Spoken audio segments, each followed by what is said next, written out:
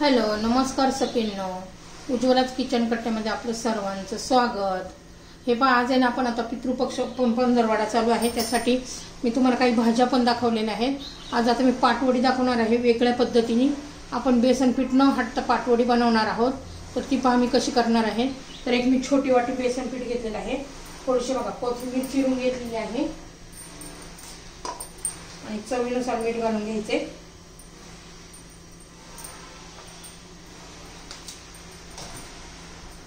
आणि मी हिरवी मिरची आणि जिरं हे बारीक करून घेतलेलं आहे। पहा, हिरवी मिरचीच वापरतात।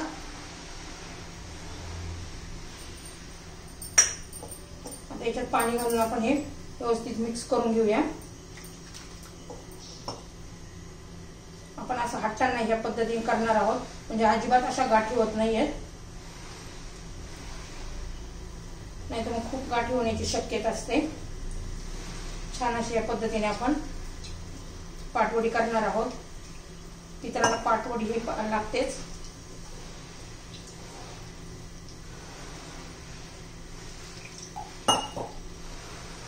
एका वाटीला बघा मी 1 ग्लास पाणी घातलेलं आहे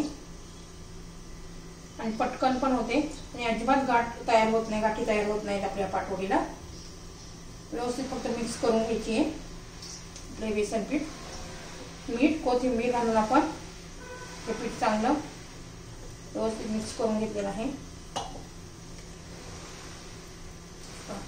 अजिबात आता गाठ दिसत नाही, एकसारखं झालेलं आहे। 1 ग्लास पाणी घातले मी। पहा, आता मी कढई गरम करण्यासाठी ठेवतेय।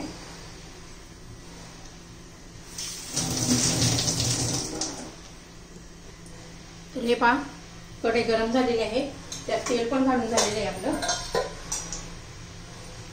आता त्याच्यामध्ये आपण थोडी मोहरी घालू, थोडंसं जिरं घालायचे, पाव चमचा। छान असं तडतडून द्यायचंय, म्हणजे पाटवडीला आपला खमंग अशी फोडणी वरती आणि चवीला खूप छान लागतं।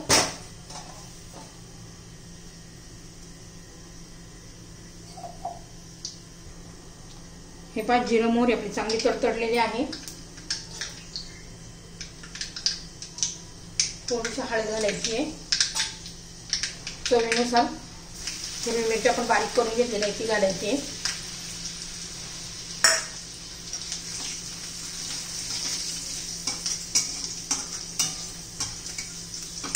आपण आता जे पीठ कालवलेलं आहे ना ते घालून घेऊया।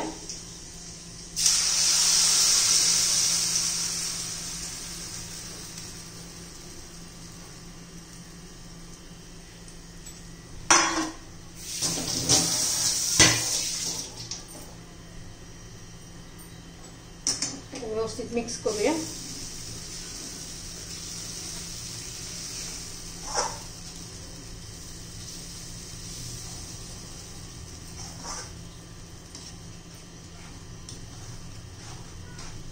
एकसारखं हलवत राहायचंय आपल्याला।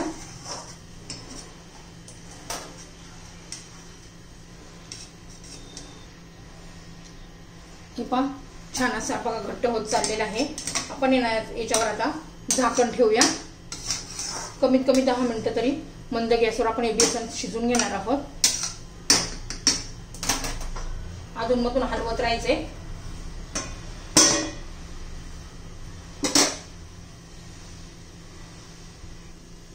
हे पहा, पाटवडीला वरून टाकण्यासाठी आपण थोडी कोथिंबीर चिरून घेतलेली आहे आणि सुकं खोबरे ते थोडंसं किसून घेऊया। छान अशी सुरेख दिसते मग पाटवडीला असं वरून टाकल्यावर।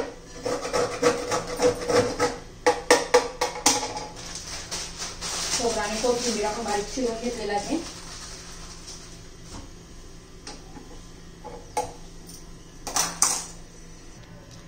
तर पहा, मी एक ताट घेतलेलं आहे। पहा, त्या ताटाला आपण तेल लावून घेऊ। आतून घ्या किंवा पाठीमागून लावलं तरी चालेल। बघा मी पाठीमागून लावतेय। त्याला छान असं तेल लावून घ्यायचे, म्हणजे वडी आपली चिटकत नाही आणि व्यवस्थित निघतात। आता तेल लावून झालेले आपल्या ताटाला। हे पहा, आता आपण झाकण काढून पाहूया। मी मध्ये 2-3 वेळा हलवून घेतलं होतं। पहा, अजिबात गाठ तयार होत नाहीये। 10 मिनिटात मस्त असं छान हे बेसन शिजतं पाटवडीचं आपलं. घट्ट पण छान झाले आपल्याला पाहिजे तेवढं पाटवडीसाठी. अजिबात गाठ तयार झालेली नाहीये. ह्या पद्धतीने तुम्ही नक्की करून पहा. आता चेक कसं करायचं बेसन शिजले का असं हाताला लागलं नाही ना, बघा अजिबात हाताला लागत नाहीये. बघा छान असं शिजले नाही.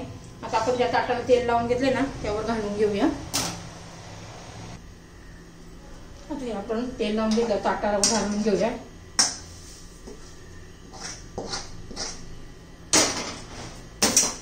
आता याच्यावर आपण थापून घेणार आहोत.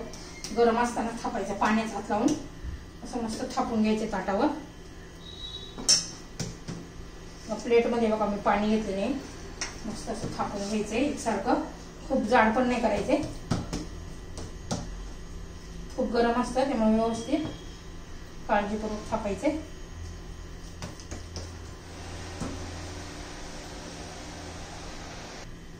हे पहा छान असं आपलं ते थापून झालेलं आहे. त्याच्यावर आपण थोडीशी कोथिंबीर आणि खोबरं टाकलेलं आहे मी. छान अशा वड्या पण दिसतात आपल्या.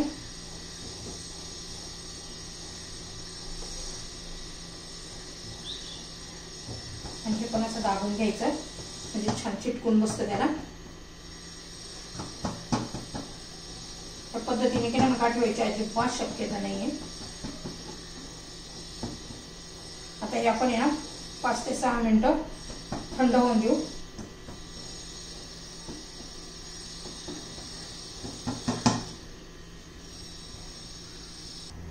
हे पहा 2-3 मिनिटं झालेले आहे. आपण आता थोड्या गरम असताना कट करून घ्यायच्या. तुम्हाला पाहिजे त्या साईजच्या तुम्ही करू शकता. एकदम थंड झाल्यावर नाही कट करायचं आपल्याला.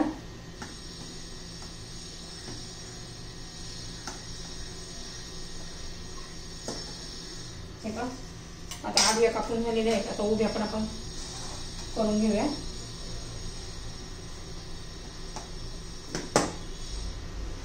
पाहिजे तो आकार तुम्ही देऊ शकता त्याला.